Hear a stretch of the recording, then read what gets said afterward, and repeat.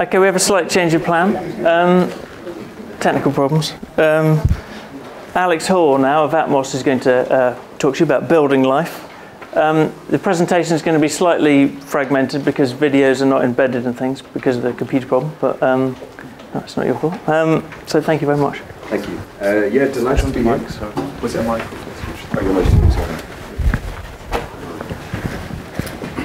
Thank you. Yeah, sorry, just as an explanation, for some reason I'm playing off of someone else's laptop because my one won't read, so I'm going to have to flick to videos, so apologies for the pain.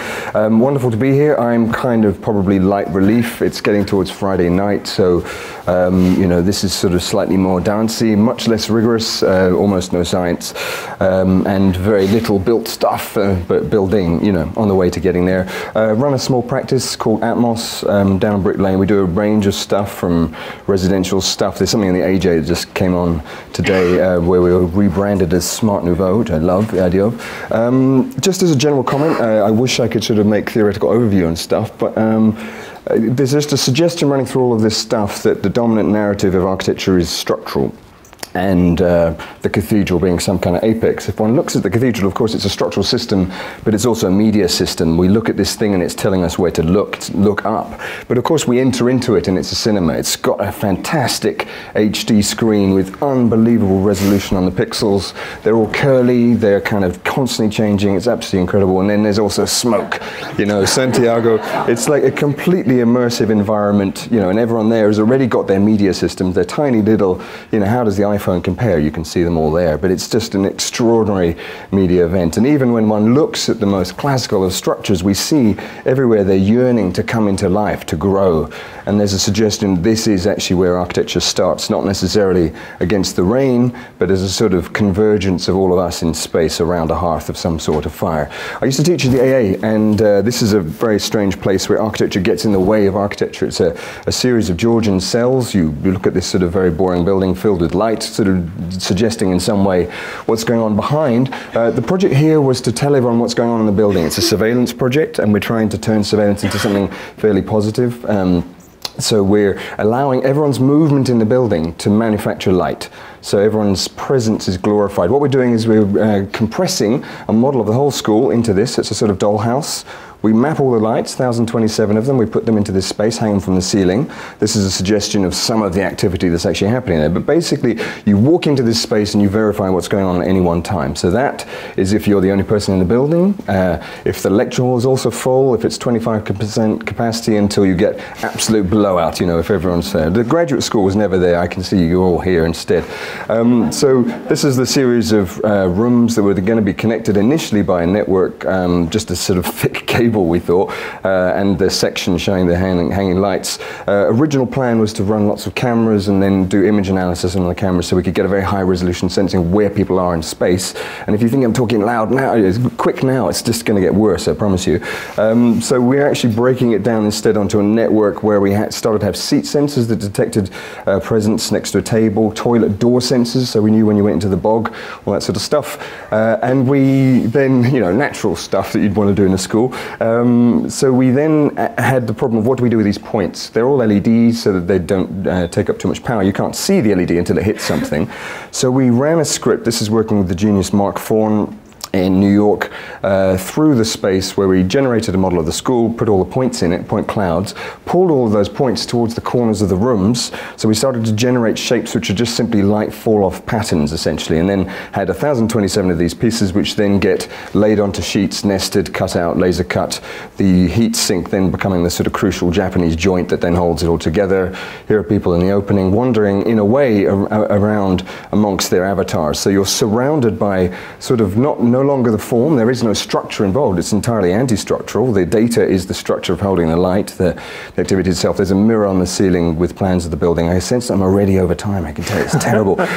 So here's a little data map of what's actually happening in the building online, and the crucial thing was you could take a slice out of this and actually see time, which is something that of course we're all obsessed with, that we're all dealing with, that you guys adapted to brilliantly when there was this technological breakdown right now, but it's not something we ever designed with or visualized very much. So I was just going to show really quick little excerpt of the video which shows how, as one approaches the building, one sees the sort of confetti of light behind it.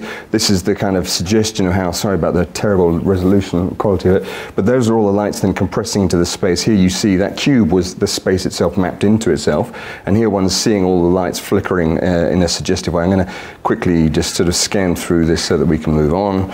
But there's a suggestion of, you know, the activity of the school and what, you know, it's a sort of portrait. So another version of this in an art environment, this is for ICEA a few years ago in Belfast, called Lumiskin, working with a genius programmer, Mo Seeger. The idea was simply, there's nothing there until you are. So we projected the outline of people onto them with particle systems. If there are no people, there are no particle systems. And it's a modular thing where we co-locate cameras with projectors so we can have as many as we like. We only had 2 here. And very simply here you're seeing, as we pull back out of camera view, the outline of that person projected into a very light haze of fog then creates a space around them. And that space could be any number of sort of alternative graphics that we wanted. So we see here the red outline and then the kind of stuff, the shroud that starts to happen around them as they move through the space. So there's a video, but I'll just kind of dump this quickly. But this, as a sort of move away from art projects, then became something we tried to embed, not quite that system, in the Cutty Sark. We got commissioned to do the lighting in the Cutty Sark station, which is an extremely dull station full of huge spatial potential. We suggested just injecting some spaghetti strands of light. You have a great journey all the way down through the building, down to the very bottom. And as you get to the very bottom, these light strands would actually track your movements. They're all generated simply by the kind of found space. There are cameras located, actually, funny enough, the same number of surveillance cameras already in the building. We can't use them. And they are then tracking your movement and turning pixels into pulses of light. And the idea was that this light was sort of, it's all underground, so we're showing the kind of general color of the light up above that you can't see because there are no windows, so we're a digital window to outside.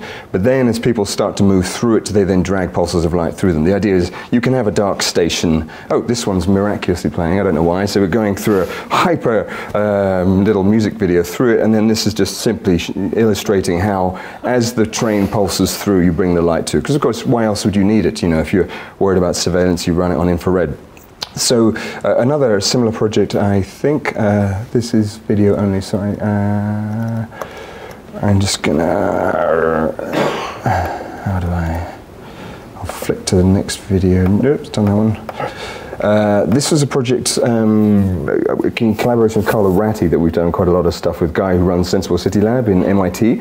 It's the idea of taking a glass box and saying we actually will make it a glass box. It'll have a glass floor, glass top, but it'll be electrochromic glass, and that will be pixelated, and you can then shadow each one of those pixels, so you can be naked whenever you want to, and all you're doing is tracking your relationship between other people. So these wolves outside can't see you because you know exactly where they are in an exhibition environment, and each one of those pixels you then turn on and off like a digital fig leaf. So you then, in a way, have the promise of the glass box without the Messian curtain. Whoops, giving away a next project here. Sorry, so I'm sorry about the fuss and all of this. Gets back to PowerPoint. So another collaboration with Carlo. This was back in London, Stratford. Mayor came to Carlo and asked him to do something phallic for posterity. You know, some kind of Eiffel Tower of the future, he said, you know, which is crazy. And so we were kind of wondering, what do you do? What is the new Eiffel Tower? And we suggested that a kind of monument to our time would be more based on climate and our English obsession with weather. It's an international obsession with weather, of course. A great English tradition of landscape painting. We invented the taxonomy of clouds.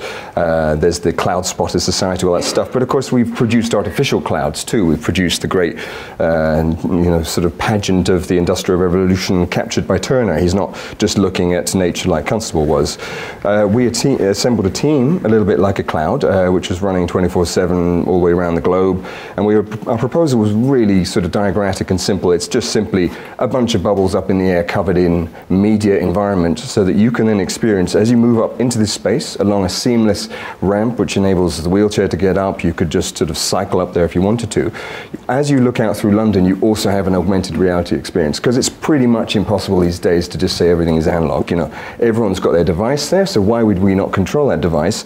and also allow that device to interact with this environment and actually give media to it. So just like a cloud looks like a form, we saw that in the paintings, of course it's also an environment. It's made of stuff, it's made of droplets, made of media. So our suggestion was that these bubbles are filled with air, they're filled with a sort of invisible cloud, but they're of course laced with LED media as well. And we're wrapping this screen around, you could see face in the clouds, but you would then be walking around in these LED media environment, which could tell you the time of day, you could tweet to it, you could, as you look out, see what's beyond, what's happening on the network, you know, everyone else in the cloud, where do they live, which direction do their carpets lead, map this out in much broader environments to, you know, for instance, the Olympics, which is what the actual commission was for, so you could see in which direction is China, does anyone have any clue, you know, where are all those athletes actually directly over the horizon.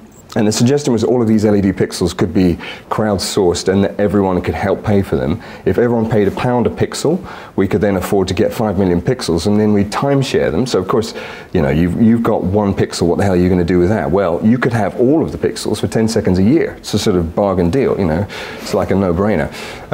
So that was very much influenced by Howard Dean and Obama after him. And the idea of these plastic bubbles possibly having a sort of central pole messaging system. You'd have top-down media still, because it's the Olympics, so you'd have great terrestrial water or Tour de France art things, great people around the world, live club relays, artificial fireworks. You know, we could say that the actual flame, which cost, I don't know, I think it was 20,000 people's worth of gas consumption in Atlanta, could just be run on LEDs instead. So